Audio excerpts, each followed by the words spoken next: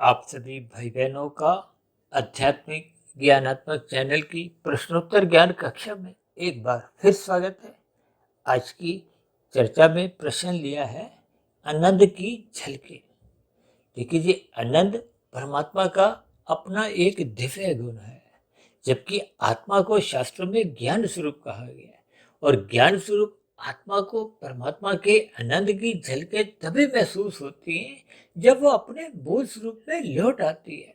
देखिए, जब जब हम प्रकृति के रजोगुण और तमोगुण का संग करते रहते हैं, ये दोनों गुण बंधनदायक हैं। राशि गुण संसारी विषय भोगों में लगाते हैं, और इन विषय भोगों की प्राप्ति के लिए ही जब मनुष्य निषेध कर्म करता है, तो मनुष्य तामसिक स्थितियों में, कलयुगी स्थितियों में, जो कि भागवत पुराण में ही कहा गया ना, धूत कीड़ा, मदपान, स्त्री संग, हिंसा और अनैतिक कार्यों से कमाए गए धन में, इन 5 स्थितियों में मनुष्य को जाने से बचना होगा।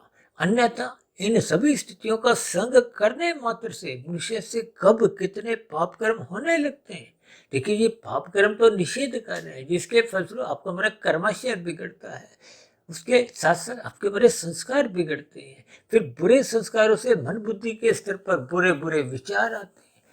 देखिए, ये बुरे बुरे विचार जब वेग से आते हैं, तो ये मनुष्य को पुनः विषय भोगों में लिप्त भी करवाते हैं, और कर्मेंद्रियों द्वारा पुनः पाप कर्मों में संलग्न करवाते हैं।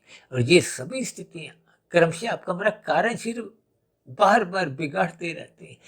कारण शरीर के बिगड़ने पे देखिए, ये तमोगुण और रजोगुण की स्थितियां आपके हमारी आत्मा के ज्ञान को अवरत करती जाती है। आत्मा का ज्ञान जब अवरत होता जाता है, तो परमात्मा की आनंद की झलके तो दूर की स्थिति, आपका हमारा स्वयं का ज्ञान ही समाप्त होने लगता है। देखिए, इन सभी स्थितियों के भावार्थ आपको हमें समझने होंगे।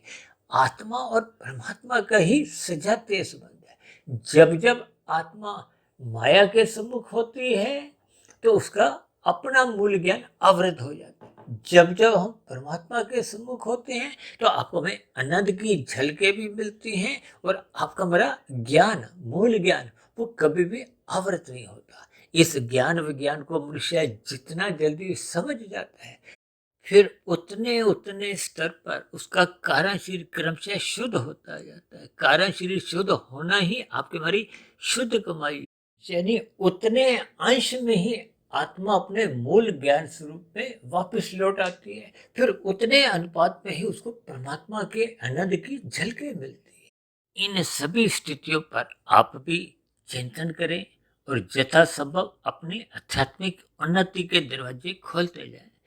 आप किसी भाई बहन का भी अब तक की प्रसारित 1950 वीडियो से संबंधित यदि कोई प्रश्न हो, तो आपके प्रश्न का भी इस प्रश्नोत्तर ज्ञान कक्षा में सदा ही स्वागत है। चर्चा विशेष को ध्यानपूर्वक सुनने के लिए आप सभी भाई बहनों का बहुत बहुत धन्यवाद।